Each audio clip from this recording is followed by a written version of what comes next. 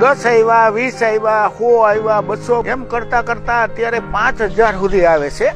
મારી 10 વીઘા જમીન આજે 23 વર્ષ થયા, જે ઉપજ થાય એ હું પક્ષીને ખવડાવી દઉં છું. પક્ષીથી લગાવશે મારાથી રોવાઈ ગયું. મારું નામ હર્ષુભાઈ ગોવિંદભાઈ ડોબરિયા છે અને મારું વતન અત્યારે હું કેશોદ છું, જુનાગઢ જિલ્લાનું. અને મારે ત્યાં આજે 23 વર્ષથી આ પક્ષી આવે છે. મારું એક્સિડન્ટ થયું ને પછી મારો મિત્ર ડુંડા લઈને આવ્યો તો અમે પોંક પાડતા. એમાં એ ડુંડા વૈધા મેં હુતરીમાં બાંધીને આમ ટીંગાડ્યા. એમાં 2 પોપટ આવ્યા, 5 આવ્યા, 10 આવ્યા ને એમ કરતા કરતા પછી એવું સ્ટેન્ડ બનાવ્યું છે એવું.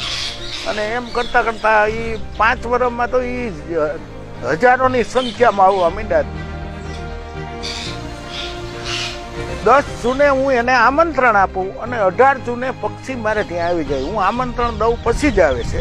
એટલે એ 3.5 કે 4 મહિના ખાય. નોરતા પછી એને સીમમાં જે બધું ખાવાનું થઈ જાય પછી ઓછા થતા જાય પછી અમે બંધ કરીએ અને પાછા જૂનમાં ચાલુ કરીએ. દર વર્ષે 3.5 થી 4 મહિના અમારું કામ હાલે.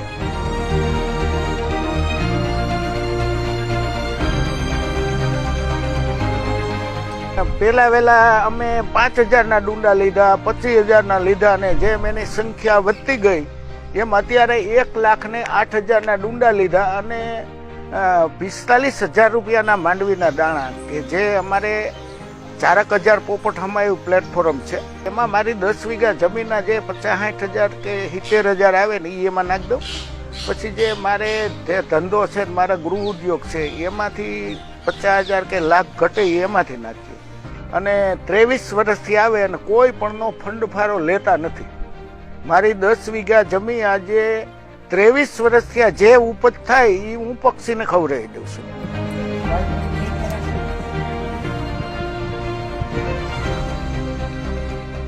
પક્ષીના કારણે જ ફાયદો થયો છે અમને કે બહુ ધંધામાં બરકત આપી છે એને જ બહુ સારામાં સારું.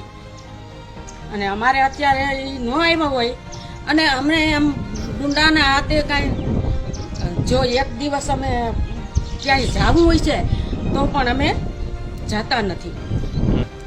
પક્ષીથી લગાવશે મારાથી રોવાઈ ગયું.